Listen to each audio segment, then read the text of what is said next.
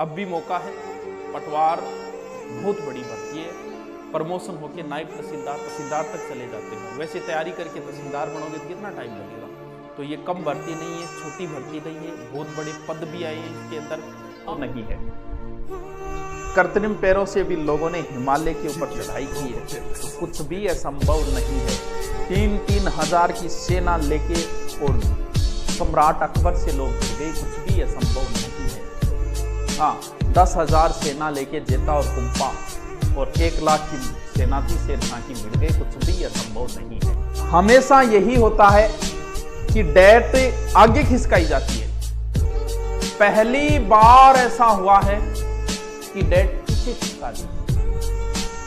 अब होता क्या है, ये एक मानव स्वभाव है, आप इसमें कोई किसी प्रकार की कोई टेंशन न ले। ये एक मानव स्वभाव है। जब पहले एग्जाम नहीं आती तब तक बोलते रहते हैं सर डेट नहीं आई, डेट नहीं आई, कब एग्जाम होगी। और जैसे ही एग्जाम नजदीक आती है तब आदमी के अंदर एक फोबिया पैदा होता है। फोबिया एक तरीके का डर होता है, हर इंसान के अंदर होता है।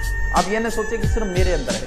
पहले हम ये सोचते हैं कि एग्जाम डेट आ जाए, जैसे एग्जाम नजदीक आ जाए तब हम दुआ करते हैं ऊपर वाले से कि हे भगवान बस 2 महीना आगे खिसका दे। ऐसा कोई स्टूडेंट नहीं है जिसके मन में ये बात ना आए, ऐसा कोई स्टूडेंट नहीं है जिसे डर ना लगे, ऐसा कोई स्टूडेंट नहीं है जो अच्छी तैयारी करे।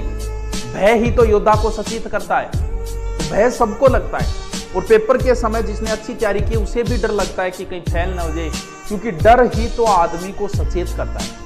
अगर डर नहीं होगा उसी दिन आप कहीं ना कहीं गलती कर दोगे। भय से ही तो आदमी ये काम करेंगे तो यार इसका ये है, और देखा नारे देख लिया की वेगी वह मार खा जाए। भय ही योद्धा को सचेत करता। आपको भय लगने लगा क्या लो एग्जाम डेट तो पहले आ गई, अब आ गई तो आ गई भी, अधीनस्थ बोर्ड है, कर दिया तो कर दिया, इसमें हम भी क्या कर सकते हैं। सोच, डरना किस चीज का डर लग रहा है तुम्हें? वहां पर क्या आपको महमूद गजनवी मिलेगा जो तुम्हें डर लग रहा है? लंगड़ी और तैमूर लंग मिलेगा क्या जो तुम्हें डर लग रहा है? जलालुद्दीन मोहम्मद अकबर मिलेगा क्या जो आपने चित्तौड़ दुर्ग को घेर रखा है, चित्तौड़ से आपको बाहर निकलना है? बाबर मिलेगा क्या जो आपकी मुंडी काट के और दीवार बना देगा? ना गुरुजी अमुद कोई कौन मिला तो क्या डरो? शेर का मुखोटा पहन लेने से कोई शेर नहीं होता, और भाला उठा लेने से कोई महाराणा प्रताप नहीं होता, तो फिर डरना कहीं का?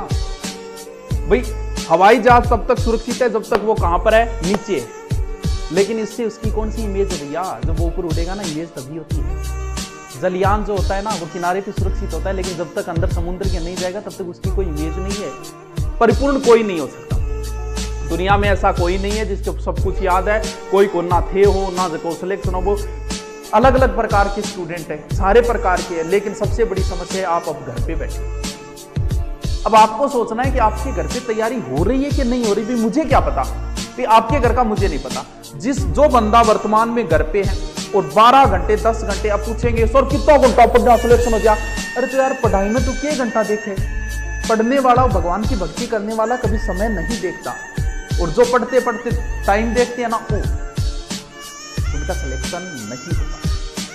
पढ़ते पढ़ते टाइम देखो और तब को, और 3 घंटा होगी मन पढ़ता, तब होता है सिलेक्शन। एक चीज हमेशा ध्यान रखना, पढ़ाई करते समय वो लास्ट टाइम आता है कि अब सोएंगे यार, उस समय आप बल्ब को बंद करते हो। बंद तो करोगे, चालू ही रखो। हाँ गुरुजी बंद करा। उस समय जब आप बल्ब को बंद करते हो उस समय दिमाग में 2 बातें आती है, ध्यान रखना दोनों बातें। कौन सी बात आ रही है? एक बात तो ये आती है कि मैं और भी पढ़ सकता हूं, और फिर आपने बल्ब बंद किया, सो गए, सिलेक्शन नहीं होगा। फिर एक दूसरी बात दिमाग में आएगी कि यार अब कौन पढ़ सको यार, अब मैं पढ़ूंगा तो बावड़ हो जाऊंगा यार, पागल हो जाऊंगा, ज्यादा मेरू कौन पढ़ी जब मैं सोऊंगा। आप एकदम सही ट्रैक के ऊपर। 90% बच्चे वो हैं ठीक है, गानो ही हो गया, आज तो रान काटती 3 पेचांगी, चलो अब सोएंगे, बल्ब बंद, सोएगो नहीं, फिर मोबाइल चलेगो, व्हाट्सएप चलेगो, फेसबुक चलेगो, यूट्यूब चलेगो। उनका नहीं होता, तो जो बल्ब बंद करते ही तुरंत हो गया उनका। अब आप पे डिपेंड है। किताबों से मोहब्बत करनी पड़ेगी खूबसूरत बनने के लिए। ये खूबसूरती तो 25-30 साल तक होगी, उसके बाद नहीं है ये खूबसूरती। खूबसूरती तो ये रहेगी, कुछ भी नहीं मेरी जिंदगी में सिवाय किताबों के, जब तुम आओगे मुझे बदला हुआ ही पाओगे, कुछ भी नहीं मेरी जिंदगी में सिवाय किताबों के। तुम्हारी ख्वाहिश थी मेरा कमरा सजाने की, पर मेरे कमरे में सिवाय किताबों के कुछ भी नहीं। दबा के लाइक और शेयर ठोक दो, महाकाल की कृपा से ठोक दो।